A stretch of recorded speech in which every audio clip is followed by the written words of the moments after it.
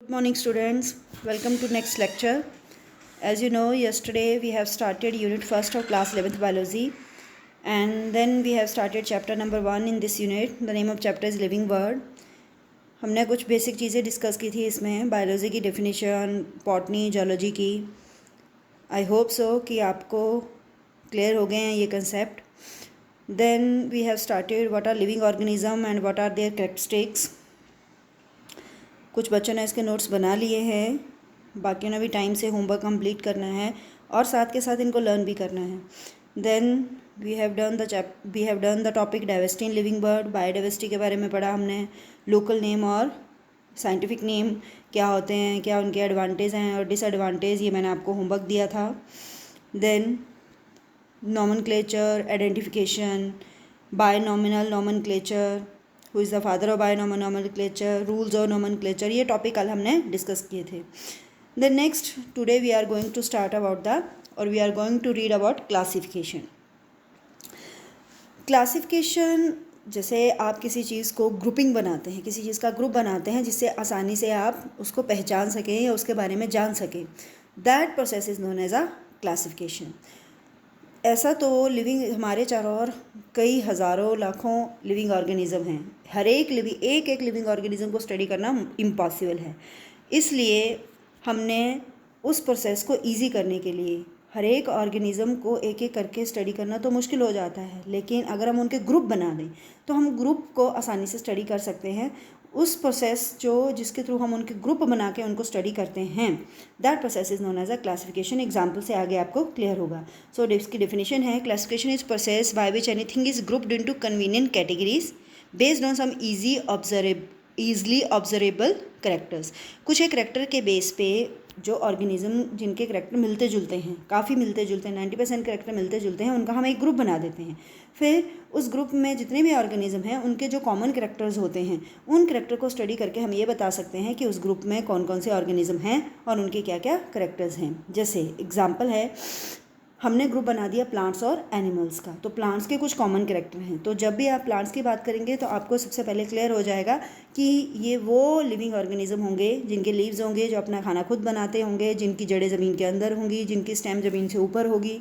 Maximum plants में जो sunlight का यूज़ करते होंगे, जो ऑक्सीजन प्रोड्यूस करते होंगे और कार्बन डाइऑक्साइड यूज़ करते होंगे. तो हमने एक ग्रुप बना दिया. एक एक प्लांट को स्टडी करने की जगह हमने एक ग्रुप बना दिया. उस ग्रुप के बेस पर हम ये बता सकते हैं कि कौन सा लिविंग ऑर्गेनिज्म है, उसके कौन से इंपॉर्टेंट करेक्टर्स हैं. ऐसे ही हमने एनिमल्स का ग्रुप बना दिया, डॉग्स का, कैट्स का, इंसेक्ट. तो जब भी आप कैट या इंसेक्ट बोलेंगे तो आपके ब्रेन में या आपके चारों ओर ऐसी करेक्टर आपको याद आ जाएंगे जो आप सब इंसेक्ट्स में देखते हैं.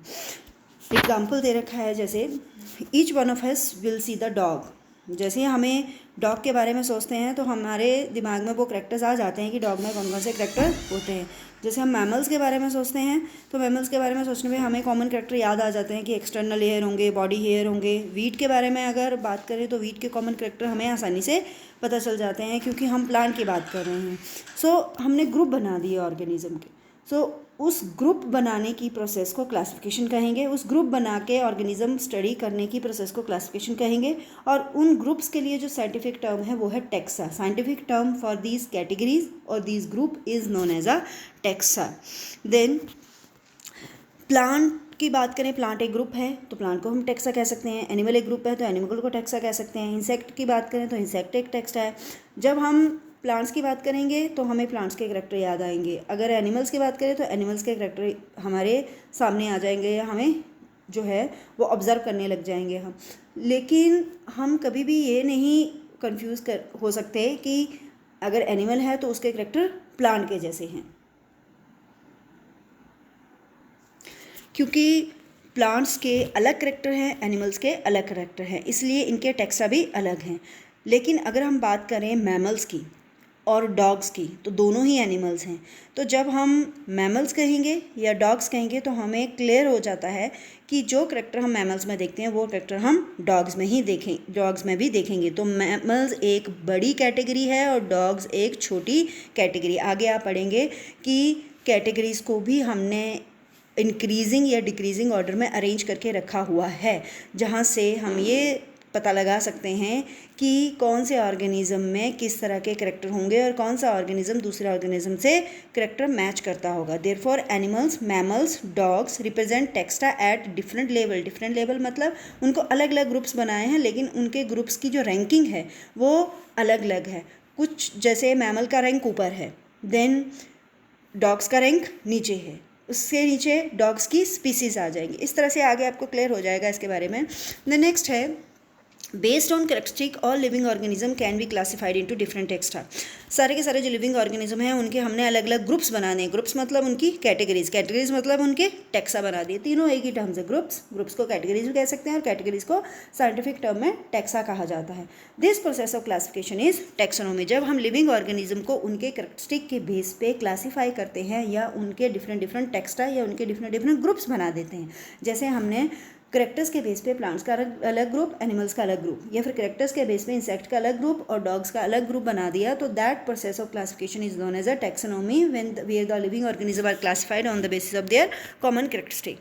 अब जो करेक्टरिस्टिक यूज़ किए जाते हैं क्लासिफिकेशन के लिए वो कौन कौन से होते हैं? एक्सटर्नल और इंटरनल। मॉर्फोलॉजी एंड एनाटॉमी दोनों स्टडी की जाती है उस ऑर्गेनिज्म की। फिर उसका स्ट्रक्चर ऑफ सेल स्टडी किया जाता है, डेवलपमेंट हिस्ट्री या डेवलपमेंट प्रोसेस स्टडी की जाती है, और इकोलॉजिकल इन्फॉर्मेशन जहाँ वो रहता है, इकोलॉजिकल होता है जो उसके जिस इन्वायरमेंट में वो रहता है वो इन्फॉर्मेशन भी कलेक्ट की जाती है।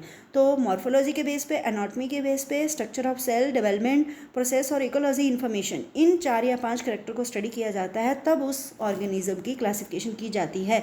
अगर ये 5 करैक्टर उसके प्लांट से मिल रहे हैं तो उसको प्लांट्स में रख दिया जाएगा, अगर एनिमल से मिल रहे हैं तो एनिमल्स में रख दिया जाएगा। फिर एनिमल्स में अगर उसके वो करैक्टर डॉग से मिल रहे हैं तो डॉग में रख दिया जाएगा, और इंसेक्ट में से मिल रहे हैं तो इंसेक्ट में रख दिया जाएगा। प्लांट की बात करें तो उसके करैक्टर अगर अंडरग्राउंड प्लांट से मिल रहे हैं तो अंडरग्राउंड प्लांट्स, या फिर एक्वाटिक प्लांट से मिल रहे हैं तो एक्वाटिक प्लांट्स में रख दिया जाएगा, और अगर एरियल प्लांट से मिल रहे हैं तो एरियल प्लांट्स में रख दिया जाएगा। वो करैक्टर का हम क्या करेंगे? एनालिसिस करेंगे। Then characterization, identification, classification, nomenclature, ये 4 टर्म्स पढ़ी हमने। इन चारों टर्म्स को हम टैक्सोनॉमी का बेसिस मानते हैं। These are the basic of taxonomy. अब ये टैक्सोनॉमी क्या है? टैक्सोनॉमी जो है, ह्यूमन बीइंग जो है, टैक्सोनॉमी का यूज़ बहुत टाइम से, जब से ह्यूमन की हिस्ट्री स्टार्ट हुई है या ह्यूमन ने ऑर्गेनिज्म को यूज़ करना शुरू किया है, अदर लिविंग ऑर्गेनिज्म को यूज़ करना शुरू किया है, तब से ह्यूमन को टैक्सोनॉमी जो है वो उसका नॉलेज है।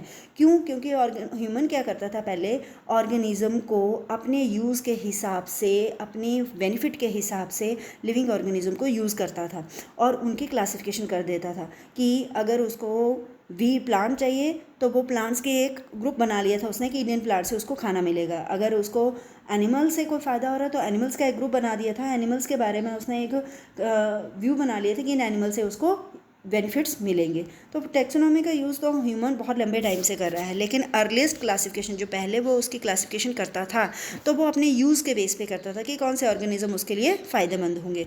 लेकिन धीरे धीरे क्या हुआ, ह्यूमन बीइंग जो है जो डिफरेंट काइंड ऑफ ऑर्गेनिज्म को जानने के साथ उन ऑर्गेनिज्म का आपस में क्या रिलेशनशिप है, ये कितने अलग अलग तरह के इस वर्ल्ड में ऑर्गेनिज्म हैं जो उसके फ़ायदे में हैं या जो उसको फ़ायदा देंगे, इसके बारे में भी ह्यूमन रिसर्च करने लगा। This branch of study was refer to as systematic. जब हम ऑर्गेनिज्म को, डिफरेंट काइंड ऑफ ऑर्गेनिज्म को स्टडी करते हैं, उनके रिलेशन को स्टडी करते हैं और उनकी डाइवर्सिटी को स्टडी करते हैं, that branch of science or that branch of study is known as a systematic. Knowing the organism, different type of organism, their biodiversity and their relationship among them, that is systematic. term systematic जो है वो Latin word सिस्टेमा से ली गई है और जिसका meaning होता है, सिस्टेमा वर्ड का मीनिंग होता है सिस्टेमेटिक अरेंजमेंट ऑफ ऑर्गेनिज्म। जब हम ऑर्गेनिज्म को सिस्टेमेटिकली अरेंज करते हैं, that is known as a systematic. Linnaeus ने भी ये टर्म यूज़ की है, सिस्टमा नेचुरा जो उसका एक पब्लिकेशन था उसके लिए यूज़ की थी। सिस्टमेटिक के जो फील्ड हैं उसमें आइडेंटिफिकेशन, नॉमेनक्लेचर एंड क्लासिफिकेशन, तीनों सिस्टमेटिक्स की ही आगे कह सकते हैं कि सब ब्रांचेस हैं, क्योंकि आप किसी भी ऑर्गेनिज्म को तभी क्लासीफाई या तभी उसको आप अरेंज कर पाएंगे या तभी आप उसको पूरी तरह जान पाएंगे जब आपको उसकी आइडेंटिफिकेशन, पहचान है, उसका आपको साइंटिफिक नेम पता है और उसकी आपको क्लासिफिकेशन मतलब वो कौन से ग्रुप में आता है ये पता है। अगर तीनों चीज़ें पता है तो आप आसानी से उसको अरेंज कर सकते हैं या आसानी से उसकी अरेंजमेंट सिस्टमेटिक अरेंजमेंट ऑर्गेनिज्म की बना सकते हैं। सिस्टमेटिक्स में हम एक और चीज़ ऑर्गेनिज्म के करैक्टर की स्टडी करते हैं। जैसे हमने पहले पढ़ा कि ऑर्गेनिज्म को जब हम क्लासीफाई करते हैं तो उसके 5 करैक्टर या 6 करैक्टर स्टडी करते हैं, मॉर्फोलॉजी, एनाटॉमी एट्सेट्रा। तो एक करैक्टर सिस्टमेटिक में और स्टडी किया जाता है ऑर्गेनिज्म का एवोल्यूशनरी रिलेशनशिप बिटवीन ऑर्गेनिज्म का आपस में एंसेस्ट्रल रिलेशन कैसा है, उसके पूर्वज एक दूसरे से कैसे, एवोल्यूशनरी रिलेशनशिप होता है एंसेस्ट्रल रिलेशनशिप, पूर्वज एक दूसरे से कैसे जुड़े हुए हैं, ये भी हम क्लासिफिकेशन के टाइम यूज़ करते हैं। सो देन नेक्स्ट है टैक्सोनॉमिक कैटेगरीज। मैंने पहले ही बताया आपको कि क्लासिफिकेशन करने के टाइम हम ग्रुप्स बना देते हैं। उन ग्रुप्स को हम क्या कहते हैं, कैटेगरी, या फिर उन ग्रुप्स को हम टैक्सोन भी कह देते हैं। सो क्लासिफिकेशन एक सिंगल स्टेप नहीं है, इसमें बहुत सारे स्टेप्स, हिरार्की है स्टेप्स की। हिरार्की होता है कि उसमें एक बड़ा स्टेप, उससे छोटा, उससे छोटा, उससे छोटा, या फिर आप कह सकते हैं कि स्टेप्स हैं एक के ऊपर दूसरा, दूसरे के ऊपर तीसरा, इस तरह से बहुत सारे हिरार्की है स्टेप्स की।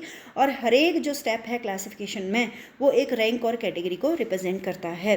So category is a part of overall taxonomic arrangement. जब भी हम किसी ऑर्गेनिज्म की अरेंजमेंट कर रहे हैं या क्लासिफिकेशन कर रहे हैं तो कैटेगरी एक उसका स्टेप है। That's why it is known as a rank or then next it is also known as a category. And all the category, जितनी भी कैटेगरी आप क्लासिफिकेशन के टाइम यूज़ करेंगे या जितनी भी कैटेगरी आप एक ऑर्गेनिज्म के क्लासिफिकेशन के लिए बनाएंगे उनको कहा जाएगा, उनकी अरेंजमेंट को कहा जाएगा टैक्सोनॉमिक हिरार्की, क्योंकि आप उन कैटेगरीज को इंक्रीजिंग या डिक्रीजिंग ऑर्डर में अरेंज करते हैं। Then each category referred to as a unit of classification in fact represent a rank and is commonly termed as a taxon। हर एक कैटेगरी को आप रैंक भी कह सकते हैं, उसको कॉमन टर्म में टैक्सोन भी कहा जाता है और यूनिट ऑफ क्लासिफिकेशन भी कहा जाता है। तो इसमें कंफ्यूज नहीं होना है। जैसे फॉर एग्जांपल आपने प्लांट को क्लासिफाई कर रहे हैं तो प्लांट जो है एक बड़ा ग्रुप है, फिर उसमें जो है वो उसकी नीचे जाके उसकी बहुत सारी क्या बनती जाएंगी, कैटेगरीज बनती जाएंगी। उन कैटेगरीज हर एक क्लासिफिकेशन में आपको हर एक कैटेगरी जो है वो उसमें आपको उसके करैक्टर्स के बारे में क्लियर होता चला जाएगा। टैक्सोनॉमिक कैटेगरीज और हायरार्की को हम एक एग्जांपल से क्लियर कर सकते हैं। जैसे इंसेक्ट क्या रिप्रेजेंट कर रहा है, एक ग्रुप या कैटेगरी। उसके बाद जब भी हम इंसेक्ट की बात करें तो सब इंसेक्ट के कॉमन फीचर होते हैं, वो हमें इंसेक्ट की बात आते ही वो फीचर जो है वो हमें क्लियर हो जाते हैं कि 3 पेयर्स ऑफ जॉइंटेड लेग्स होंगी, 2 पेयर्स ऑफ विंग्स होंगे, बॉडी की division head, thorax and abdomen में होगी। सो इंसेक्ट एक रैंक और कैटेगरी को रिप्रेजेंट कर रहा है। कैटेगरी किसको रिप्रेजेंट कर रही है, रैंक को रिप्रेजेंट कर रही है, और रैंक किसको रिप्रेजेंट कर रहा है, टैक्सोन। तो तीनों टर्म जो है वो एक दूसरे से जुड़ी है, ये एक ही बात कह रही हैं। That is a if you are saying that group of organism, then that group of organism or that is also known as a category, that category is also known as a taxon, that taxon is also known as a rank and all these terms are unit of classification. तो किसी भी organism को classify करने के लिए ये एक unit का काम कर रही हैं। सो टैक्सोनॉमिक ग्रुप्स और category are distinct biological entity and not merely morphological aggregates. मतलब इसका मीनिंग है कि कोई भी ग्रुप या कैटेगरी जो है वो किसी ऑर्गेनिज्म के करैक्टर्स के बेस पे बनाई गई है, ना कि सिर्फ उसको देख के उसको क्लासिफिकेशन कर दी गई है या उसको किसी ग्रुप में रख दिया गया है। टैक्सोनॉमिक स्टडी करने के लिए सारे के सारे ऑर्गेनिज्म को स्टडी करने के लिए हमने कुछ एक कॉमन कैटेगरीज बना दी। अब ये कैटेगरीज कौन कौन सी हैं वो फिक्स हैं। साइंटिस्ट ने क्या किया, कैटेगरीज बना दी हैं, कुछ 7 या 8 या 6 या 7 कैटेगरीज बना दी, सभी लिविंग ऑर्गेनिज्म को उन्हीं कैटेगरीज में क्लासीफाई कर दिया। सो कैटेगरीज आर किंगडम, फाइलम और division, class, order, family, genus and species. इसके बारे में आपने पहले भी सुना होगा या पढ़ा होगा। ये वो कैटेगरीज हैं जिनमें हम किसी भी लिविंग ऑर्गेनिज्म को क्लासीफाई करते हैं। सारे के सारे लिविंग ऑर्गेनिज्म जैसे प्लांट्स और एनिमल्स, इनकी सबसे छोटी जो कैटेगरी है वो है स्पीसीज, सबसे लोएस्ट। अब नेक्स्ट क्वेश्चन है how to place an organism in various category. अब इन कैटेगरी में ऑर्गेनिज्म को कैसे रखा जाए, उसके लिए हमें बेसिक नॉलेज होना चाहिए ऑर्गेनिज्म के करैक्टर्स का, कि उसके कौन कौन से करैक्टर हम स्टडी करेंगे या कैसे कैसे उसमें करैक्टर हैं। अगर उसमें प्लांट के करैक्टर हैं तो उसको प्लांट किंगडम में रख देंगे, एनिमल के करैक्टर हैं तो एनिमल किंगडम में रख देंगे। फिर उस प्लांट की डिटेल स्टडी हमें पता होनी चाहिए, डिटेल करैक्टर पता होना चाहिए। उसके बाद हम उसका order, class, family, genus, species ऐसे बनाएंगे। So with the help of the knowledge of character, this help in identifying similarity and dissimilarity among individual of same kind of organism as well as other kind of organism. So हम इन characters के base पे हम organism में similarity और dissimilarity find out करेंगे, फिर उसको classify करेंगे। जैसे फॉर एग्जांपल आपको बैट और बर्ड दो ऑर्गेनिज्म दे दिए, दोनों में विंग्स होते हैं, दोनों में सिमिलैरिटी हो गई, दोनों में जो है यू कैन से दैट कि दोनों फ्लाई कर सकते हैं, ये भी सिमिलैरिटी हो गई। लेकिन जो उनके फोर लिम्स हैं या उनकी जो 4 आर्म्स हैं, उनकी जो स्ट्रक्चर है वो अलग है बैट्स का और बर्ड्स का अलग है। बैट एक मैमल है, उसमें आपको मैमल के कैरेक्टर देखेंगे, वो बीबी पेरेस हैं, बच्चों को बर्थ देते हैं। बर्ड जो है वो ओवी पेरेस हैं, वो एग्स देते हैं।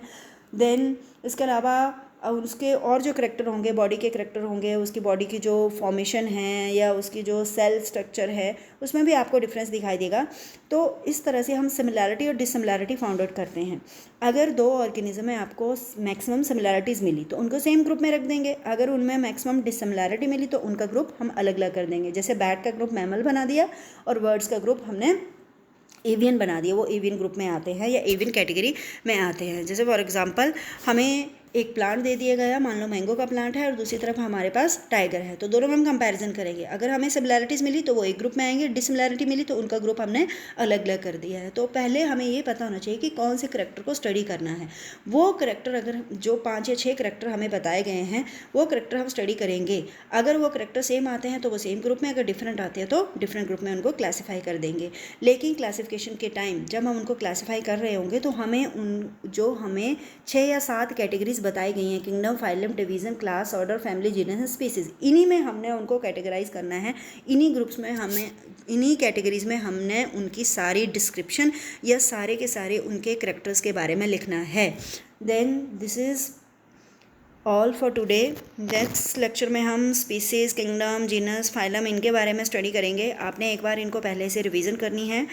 सिंपल सी डेफिनेशंस है इनकी, और जो आज पढ़ाया गया है उसमें आपने इंपॉर्टेंट डेफिनेशंस लर्न करनी है। कोई डाउट है तो आपने मुझे बताना है। So keep studying. Thank you.